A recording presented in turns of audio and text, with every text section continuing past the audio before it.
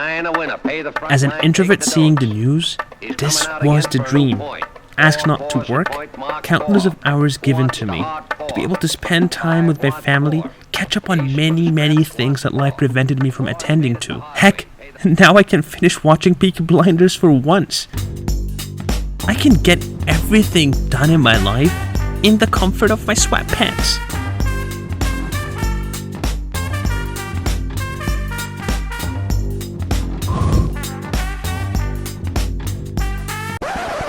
You see, there's something I didn't keep into play. It's called the hedonic adaptation. What hedonic adaptation is, it's the tendency to go from extreme happiness to just a regular level of happiness. Like you feel so extremely happy that you just go back to feeling normal. And this also applies to negative news, but for the sake of the video, we're just going to be talking about the positives. So let's say you've been working for that promotion for so long, and once you got it, you feel so happy, you celebrate it, but then it wears away. Same applies to that device you've been wanting to buy, that new phone, new car, whatever it is. Once you get it, you start playing with it, and then it just fades away. Same applies to that notebook you wanted to buy that has a Game Boy printed on it, and then you remember, it's just a notebook, there's no difference, but hey, you just bought it. So whichever way you took the news of being quarantined, whether in a positive or a negative way, this feeling is eventually going to wear off, and that's exactly what happened to me. That euphoria, that extreme happiness, the drunken happiness that I had started fading away.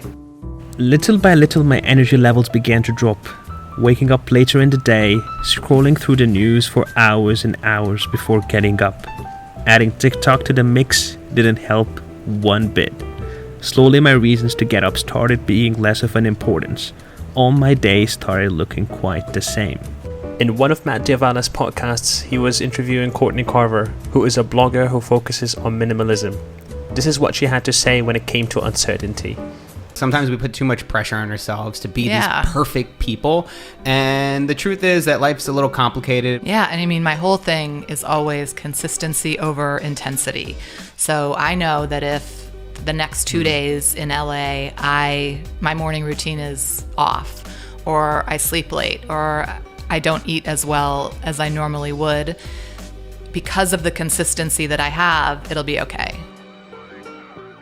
Uncertainty is a constant in life, and we all experienced uncertainty in some way or form. The only difference with this uncertainty and the ones we experienced before is that this one is striking many, if not all, of the pillars that induces fear into humans. One of which is the lack of food, insecurity, defeat, and ultimately, death. I decided to go with Courtney's advice to be consistent, explore, and experiment different things in whichever way my environment will allow me to do so.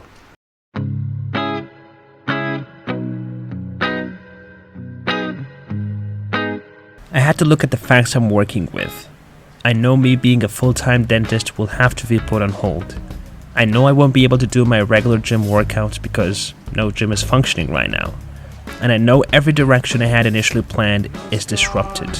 But before starting, I had to be more grateful. I know many more people are having it worse.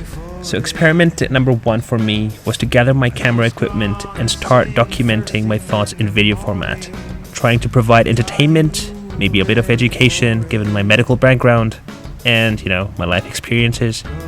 When it came to exploring home workouts, I downloaded an app called Center. It is made by Chris Hemsworth and his team. It has a fun back-to-basics full-body workout that I'm experimenting with. It also had a 6-week free trial, so hey, I love me a good deal. I know it's gonna sting first thing in the morning, but are you ready for it? I know it's gonna sting first thing in the morning. Remember, there is no right way to this.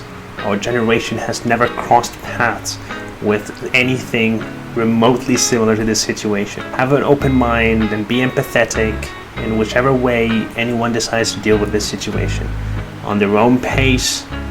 Don't force anyone to do something or mock them for not keeping up with what they were used to doing. Try to be more understanding, and we're gonna get through this. Whether they will read a book they always wanted to read, or doing TikToks with their families and connecting, or even better, doing them on their own, talking with themselves. or binge watching that one show they can't get tired of, or becoming master chefs preparing these yummy dishes.